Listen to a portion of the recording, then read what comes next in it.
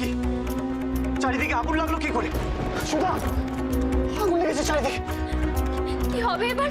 কি করবো আমরা? আমাদেরকে বেরোতে হবে, আমাদেরকে এখান থেকে বেরোতে হবে সুধা।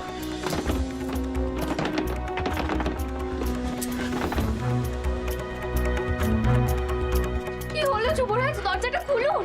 সুধা, দরজা খুলছে না, দরজাটা কোনোভাবে আটকে গেছে। সে কি? তাহলে এবার কি হবে? সুধা, আমাদেরকে বেরোনোর অন্য কোনো পথ দেখতে হবে। দাঁড়াও।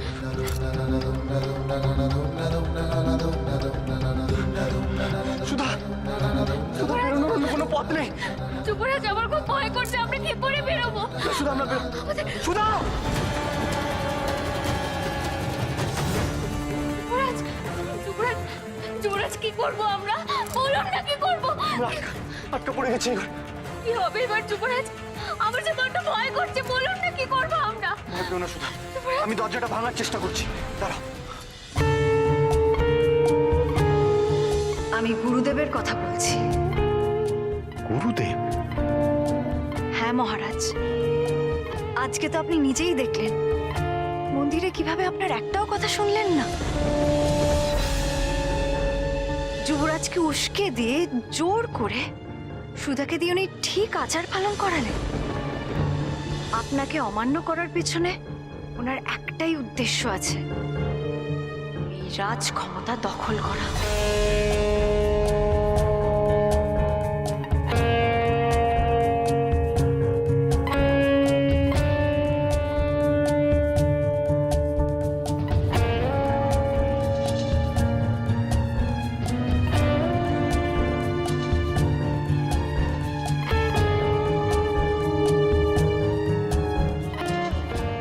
সাগরিকা মা বলছে বটে, তবে গুরুদেব এত বছর ধরে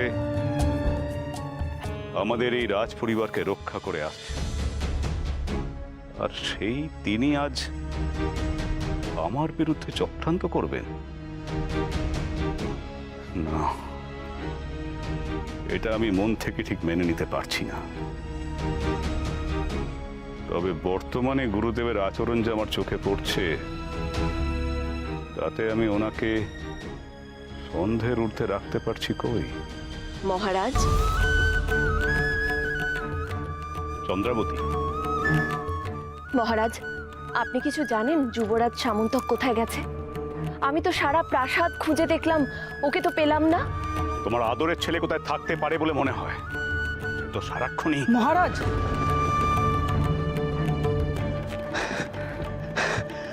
দুয়ারানি কুঠে আগুন লেগেছে মহারাজ, আর যুবরাজও সেখানেই আছে। না, সে কি? সামন্তক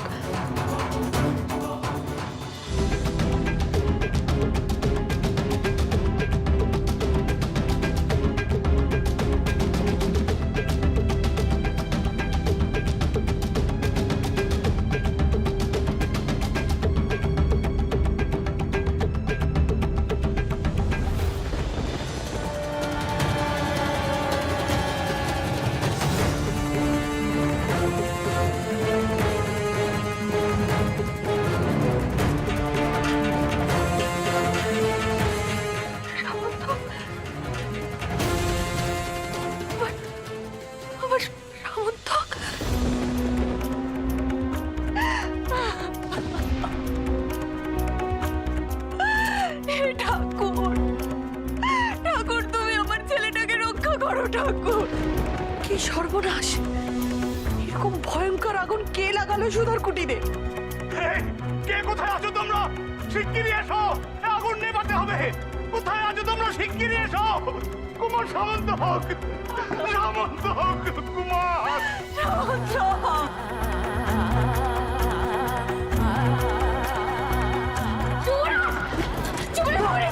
কি করছো তুমি? যুবরাজ, আমি থাকতে আপনার গায়ে আগুনের আঁচ লাগতে দেবো না। সরে যান আপনি যুবরাজ। সুধা!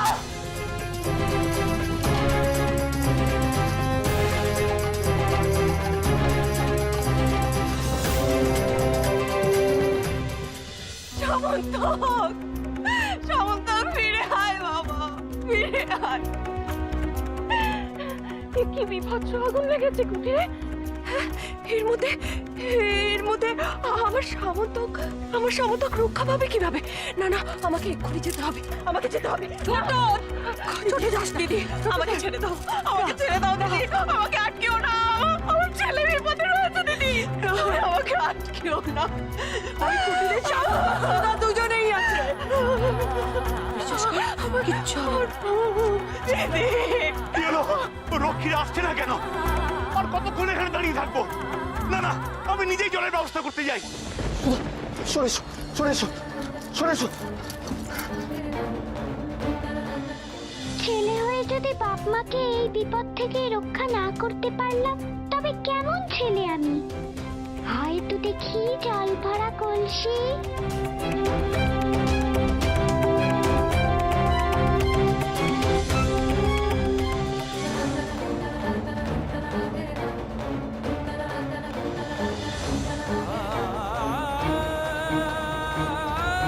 এ কি?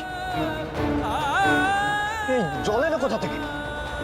আর এরকম পথ তৈরি হয়ে যাচ্ছে কিভাবে?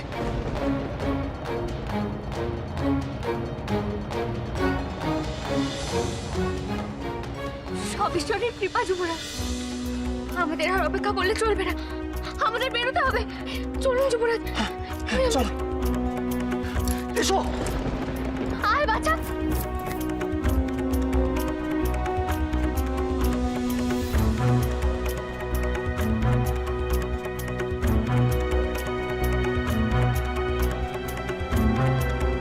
সামন্তক, ওই তো সামন্তক, হয়তো।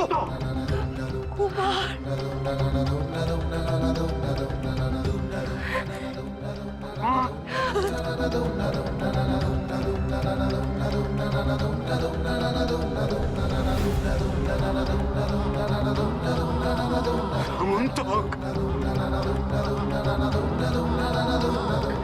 কুমার, কুমার, ঠিক আছিস তো বাবা?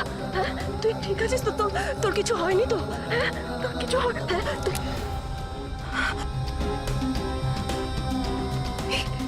কি হয়েছে তোর? সামন্তক, ঠিক আছিস তো বাবা?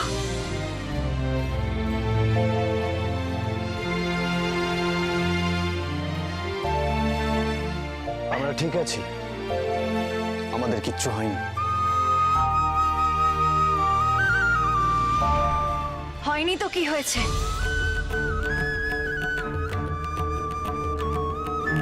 হতেও তো পারতো।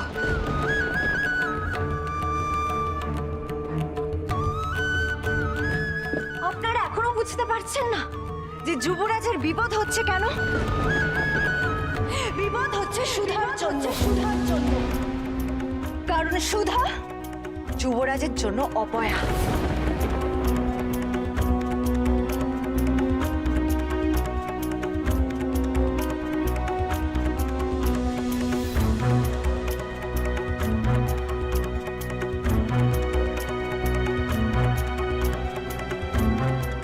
বারবার সুধাই যুবরাজের জীবনে অমঙ্গল ডেকে আনছে।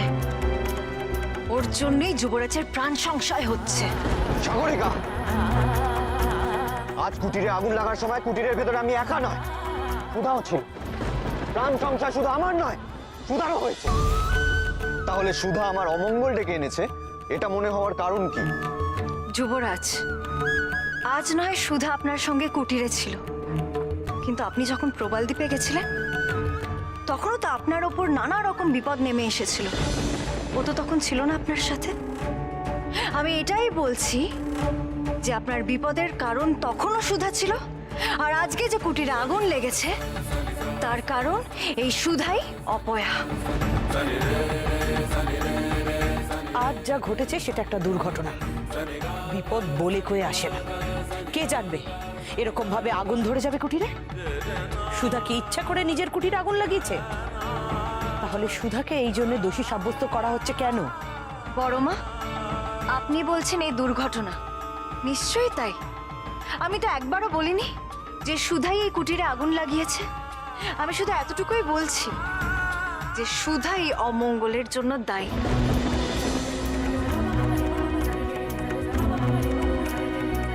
সুধা এমনই অশুভ যেখানে বিপদ হওয়ার কোনো সম্ভাবনাই নেই। সেখানেও যুবরাজের বিপদ হচ্ছে। সুধা এই রাজবাড়ি যুবরাজের কাছে আসার পর থেকেই বারবারই একই রকমের বিপদ ঘটছে। এত কিছুর পরেও যদি আপনাদের আমার কথা বিশ্বাস না হয় তাহলে দাঁড়াও মাত্র। বিশ্বাস না হবার কোনো কারণ নেই। মা সাগরিকা যা বলছে একদম ঠিক কথাই বলছে।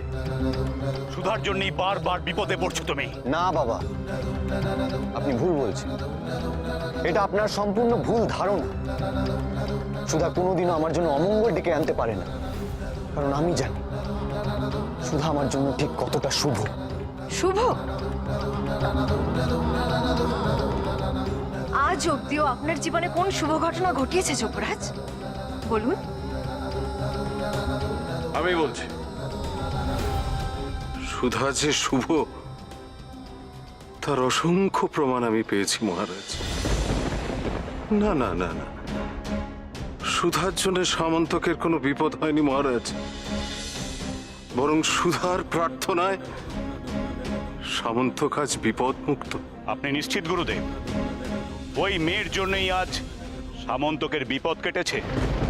মহারাজ, মহারাজ মার্জনা করবেন।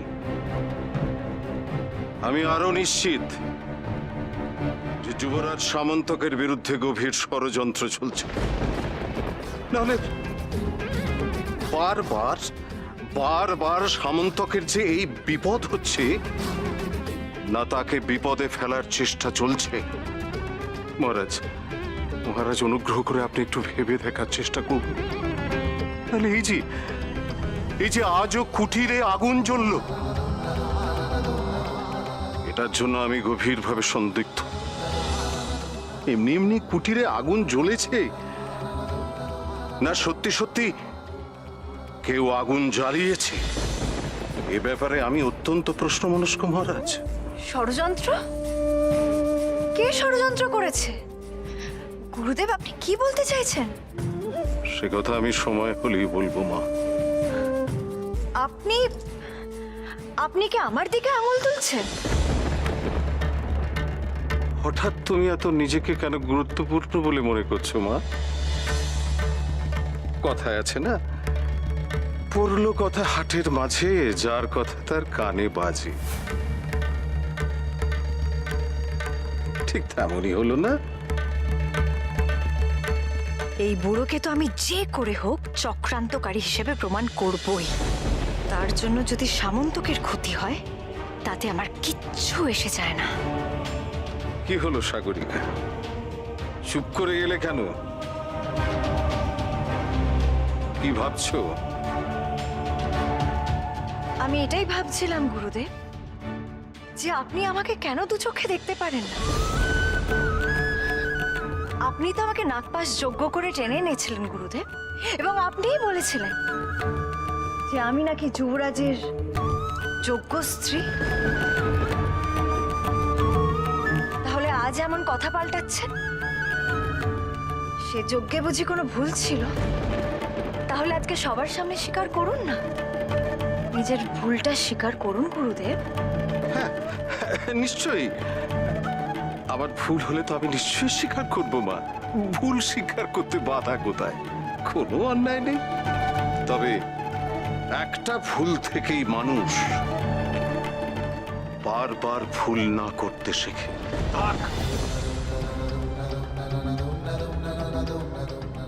অনেক হয়েছে, যা বোঝার আমার বোঝা হয়ে গেছে। আমার চোখ খুলে গেছে, কে ঠিক কে ভুল আমি বুঝে গেছি। তোমার সামন্তক, তুমি আর এখানে এক মুহূর্ত থাকবে না, আর এই পোড়া কুঠিরে আসার কথা তুমি আর ভাববে না। এখনই রাজপ্রাসাদে ফিরে চলো, এসো আমার সঙ্গে। ক্ষমা করবেন মহারাজ, আমি কোথাও যাব না যতক্ষণ না আমি সুধার থাকার কোনো ব্যবস্থা করতে পারছি, ততক্ষণ আমি কোথাও যাব না।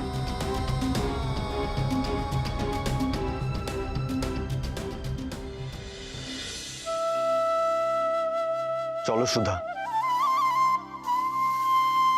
আপনি আমার কথা ভাববেন না যুবরাজ, আমি নিজের ব্যবস্থা নিজেই করে নিতে পারবো। আপনি প্রাসাদে ফিরে যান। ফিরতে তো তোমাকে হবেই কুমার। তারপর তুমি ওই মেয়েটার কাছে যাতে আসতে না পারো সে ব্যবস্থা আমি করব। কারণ ওই মেয়েই যে তোমার জীবনে বিপদ ডেকে আনছে সেটা আজ আমি নিজের চোখেই দেখেছি। মহারাজ, থাক, আর কোনো কথা বলবেন না আপনি। শুধুমাত্র আপনার কথার জন্য আর এই কুমারের জেদের জন্য ওই মেয়েকে আমি এখানে আশ্রয় দিতে বাধ্য হয়েছি। শুধু তাই নয়, ওই মেয়ে আজ কুমার সামন্তকের স্ত্রীর আচার অনুষ্ঠান অবধি করেছে। এবার ওই মেয়ে এই পোড়া কুঠিরে কিভাবে থাকবে তাও নিজেই ব্যবস্থা করবে। আমি আর ওর কোনো দায়িত্ব নেব না।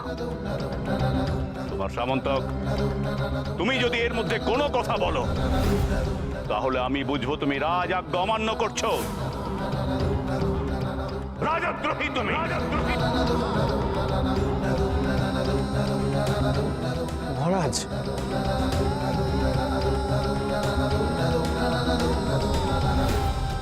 যা চেয়েছিলাম ঠিক তাই হয়েছে। খেলা তো এবার জমবে।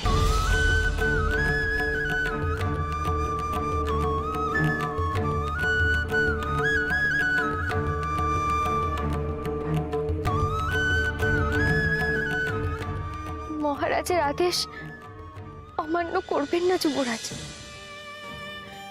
আমার অদৃষ্টে যা আছে তাই হবে। আপনি ফিরে যান।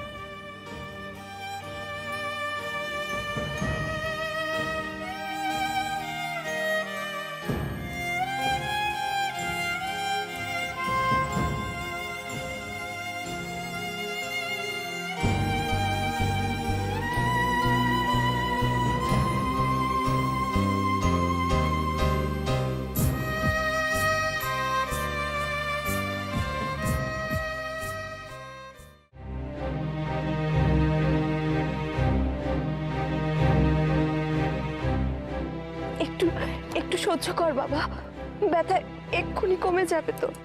একটু সহ্য কর।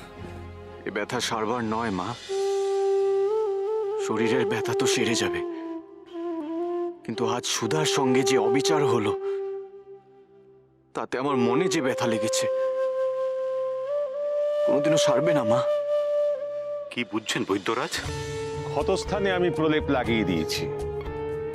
আজ সারা রাত ধরে প্রতি ঘন্টায় ঘন্টায় কুমারকে ওষুধ খাওয়াতে হবে, তা নয়তো কিন্তু ক্ষতস্থান শুকোবে না।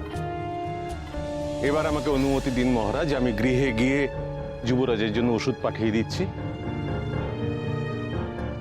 আর হ্যাঁ, সারা রাত ধরে ক্ষতস্থানে কিন্তু প্রলেপ লাগাবেন। আসুন বৈদ্যরাজ।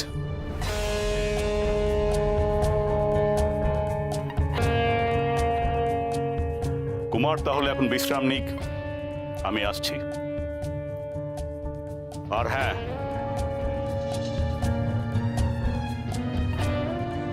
আজকের পর থেকে যদি কেউ ওই সুধার সঙ্গে যোগাযোগ রাখে তাহলে তাকে কিন্তু কঠিন শাস্তি পেতে হবে।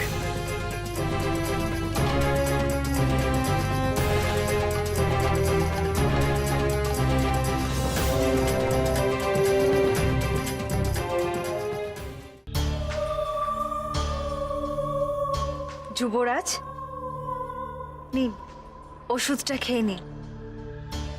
না। না মানে? রাজবৈদ্য বারবার বলে গেছেন যে আপনাকে ঘন্টায় ঘন্টায় ওষুধ দিতে, আর আপনি খাবেন না বলছেন। আমার ওষুধ আমি নিজেই খেয়ে নিতে পারবো সাগরিকা, তার জন্য তোমাকে উতলা হতে হবে না।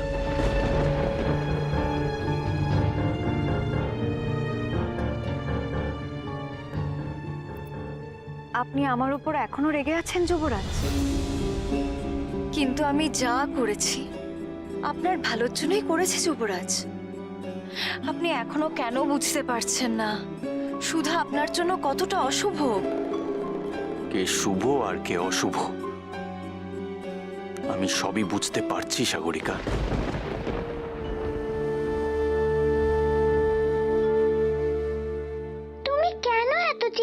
করছো মা? আমি তো আছি, চিন্তা করো না মা। চিন্তা করো না বললেই কি হয় বাবা? চোখের সামনে কুটিরটা পুরো ছারখার হয়ে গেল।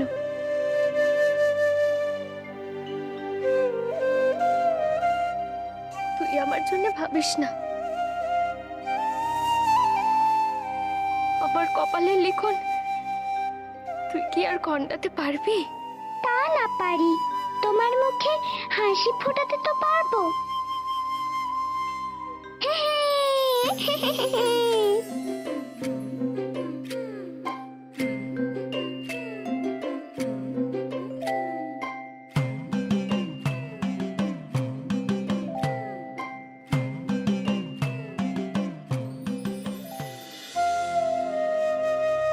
এত কিছু করলাম, তবুও তোমা হাসছে না।